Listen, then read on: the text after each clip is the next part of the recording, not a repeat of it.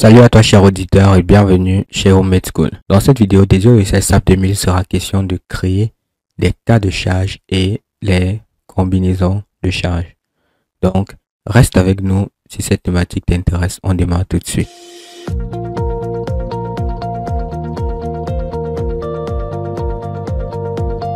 On se retrouve donc directement sur l'interface du logiciel SAP pour continuer notre tutoriel. Il sera donc question de définir les cas de charge et ensuite les combinaisons de charge. Pour avoir les cas de charge dans le logiciel SAP 2000, on vient sur Define, on vient sur Load Case cette fois-ci. Et là, on a toutes les différentes configurations de charge que l'on a créées avant de placer les charges. On vient sur Add New Load Case. Voilà. On tombe donc sur cette fenêtre-ci et on va d'abord venir sur Load Case et on va appeler ça G, juste G. Maintenant, on va venir ici. Là, on a la possibilité de modifier là.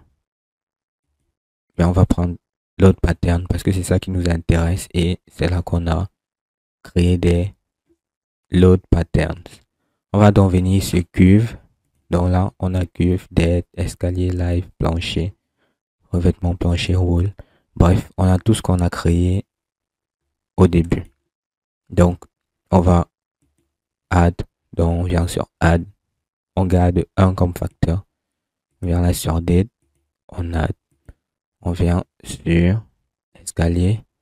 On ajoute. On vient sur plancher. On ajoute. On vient sur revêtement plancher. On ajoute. Et on vient sur wall. On ajoute. Donc, au niveau de G, on va simplement rajouter tout ce qui concerne les charges permanentes. Donc, tout ce qui avait dead ou super dead sera placé juste ici. Bien évidemment, on a la possibilité de modifier en cliquant par exemple là. En sélectionnant là, par exemple, en venant là avec un facteur. Là, on met 0 et on clique sur modifier. Bien évidemment, il est modifié.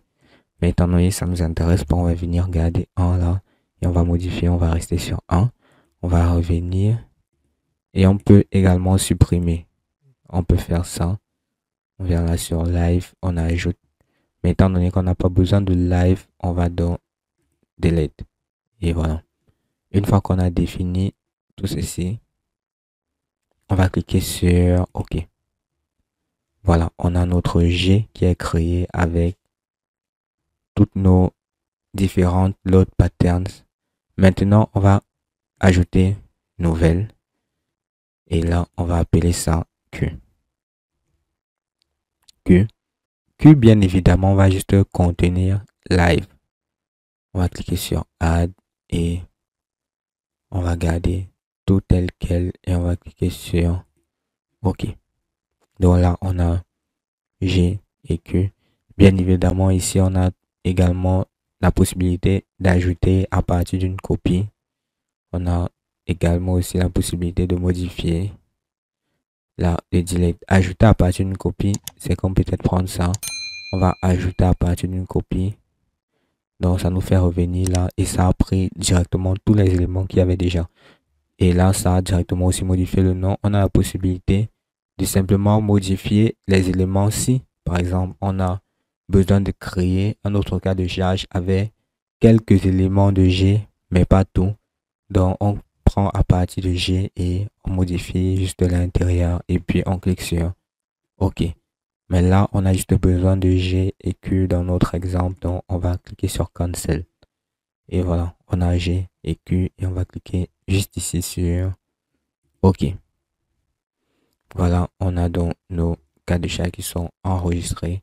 Maintenant, on va venir juste ici pour créer des combinaisons maintenant de charge.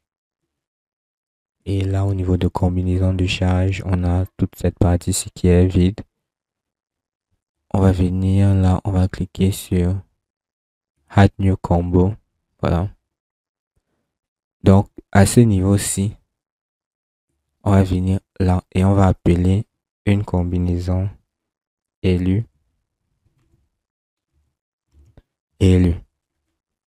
Donc, on va venir là et on va ajouter simplement G. on va lui donner le facteur 1,35. 1,35, on va cliquer sur Add. Donc on a G 1,35, linéaire statique. OK, on a élu. Maintenant, on va venir sur Q. On va lui donner le facteur 1,5. OK. Et on va cliquer sur Add également. Donc ça nous permet de faire 1,5 G. G qui contient donc tout ce qui est relatif aux charges permanentes et 1,5 Q, tout ce qui est relatif aux charges d'exploitation.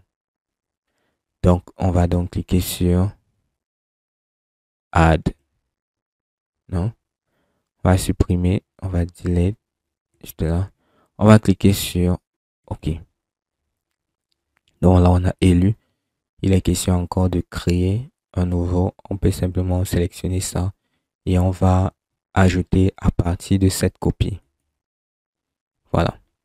On a toujours G et Q, mais cette fois-ci, c'est simplement le coefficient qui va changer. Ce sera 1 partout. On va modifier. Voilà. On va venir là et on va enlever. Et on va modifier. Maintenant, on va appeler juste ici ELS. ELS. Voilà. On va, une fois qu'on a fait tout ceci, on va cliquer sur OK. Une fois qu'on a terminé de rajouter tout ceci, on va simplement cliquer sur OK. Et là, on a dans nos cas de charge et nos combinaisons qui sont créées. Dans le logiciel SAP 2000, il est conseillé de créer les combinaisons manuellement. Parce que dans d'autres logiciels, on a la possibilité de créer les combinaisons, de faire les combinaisons automatiquement. Les deux que l'on a créés suffisent amplement pour travailler dans le logiciel. Et ces cas de charge et nos combinaisons de charge vont nous servir à afficher le diagramme en fonction des combinaisons que l'on a effectuées lors de ce tutoriel. On se dit donc à bientôt dans la prochaine vidéo. Si vous avez des difficultés par rapport à cette vidéo, si vous pouvez poser vos questions en commentaire. Si vous avez eu d'autres difficultés par rapport à votre utilisation du logiciel, vous pouvez également poser vos questions en commentaire. Ça fera un plaisir de vous répondre.